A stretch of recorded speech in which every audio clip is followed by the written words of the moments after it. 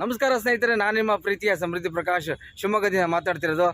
ನಮ್ಮ ಶಿವಮೊಗ್ಗದ ನಗರ ಶಾಸಕರಾದ ಶ್ರೀ ಚನ್ನಬಸಪ್ಪನವರು ಈಗಾಗಲೇ ಬೊಮ್ಮನಕಟ್ಟೆಯಲ್ಲಿ ಏನು ಗ್ರಾಮ ವಾಸ್ತವ್ಯ ಮಾಡಬೇಕು ಅಂತ ಇದ್ದಾರೆ. ಹಾಗೆ ನಗರ ವಾಸ್ತವ್ಯ ಈ ದಿನ ಅಲ್ಲಿ ರಾತ್ರಿ ತಂಗಿಬಿಟ್ಟು ಇವತ್ತು ಬಂದು ಮೋದಿ ಸರ್ಕಾರದ ಏನೋ ಒಂದು ಸಂಕಲ್ಪ ಇತ್ತ 12 ವರ್ಷ ಸಾಧನೆ ಮಾಡಿ 12 ವರ್ಷ ಪೂರೈಸಿದ ನಂತರ ಅವರು ಈಗ ದೇಶದ ಪ್ರಗತಿಯತ್ತ ಸಾಗುತ್ತಿದೆ ಅಂತ ಒಂದು ಕಲ್ಪನೆ ಮಾಡಿ ನಮ್ಮ ಶಿವಮೊಗ್ಗದ ಫ್ರೀಡಮ್ ಪಾರ್ಕಿನಲ್ಲಿರ್ತಕ್ಕಂಥ ಯುದ್ಧ ಟ್ಯಾಂಕರ್ಗೆ ಬಂದು ವೀಕ್ಷಣೆ ಮಾಡಿ ಹೋಗಿದ್ದಾರೆ.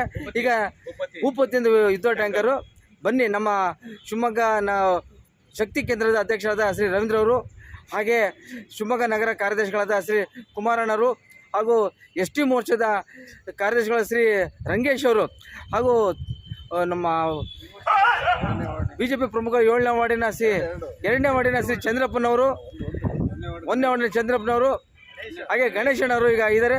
ನಮ್ಮ ಶಕ್ತಿ ಕೇಂದ್ರ ಅಧ್ಯಕ್ಷರಾದ ಶ್ರೀ ನಮ್ಮ ರವೀಂದ್ರ ಅವ್ರನ್ನ ಮಾತಾಡಿಸ್ತೀನಿ. ಈ ಬಗ್ಗೆ ಗ್ರಾಮ ವಾಸ್ತವ್ಯ ನಗರ ವಾಸ್ತವ್ಯ ಬಗ್ಗೆ ಮಾತಾಡಿ.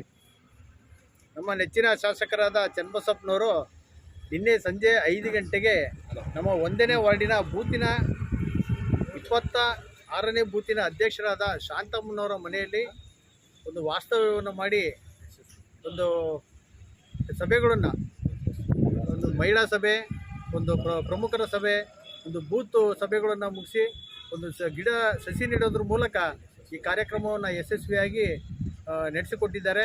ಅವರಿಗೆ ನಮ್ಮ ನಗರದ ಪರವಾಗಿ ತುಂಬ ಹೃದಯದ ಧನ್ಯವಾದಗಳನ್ನು, ನಮ್ಮ ಆಸಕ್ತಿ ಕೇಂದ್ರದ ಪರವಾಗಿ ತುಂಬ ಹೃದಯ ಧನ್ಯವಾದಗಳನ್ನು ತಿಳಿಸ್ತಿದ್ದೇವೆ. ಹಾಗೆ ನಮ್ಮ ಶಿವಮೊಗ್ಗ ನಗರ ಕಾರ್ಯದರ್ಶಿಗಳಾದ ಶ್ರೀ ಕುಮಾರಸ್ವಾಮಿ ಅವರು ಒಂದೆರಡು ಮಾತಾಡಬೇಕು ಅಂತ ನಾನು ಕೇಳ್ತೀನಿ. ಹಾಗೆ ಈಗ ಅವರು ತುಂಬ ಧನ್ಯವಾದಗಳು. ಯಾಕೆಂದರೆ ಇನ್ನು ಹಲವು ಮಾತಾಡೋಂಥ ಸದಸ್ಯರುಗಳಿದ್ದಾರೆ. ಈ 1ನೇ ಶಕ್ತಿ ಕೇಂದ್ರದಂತ ಶ್ರೀ ಗಣೇಶಣ್ಣ ಒಂದೆರಡು ಮಾತಾಡ್ತಾರೆ.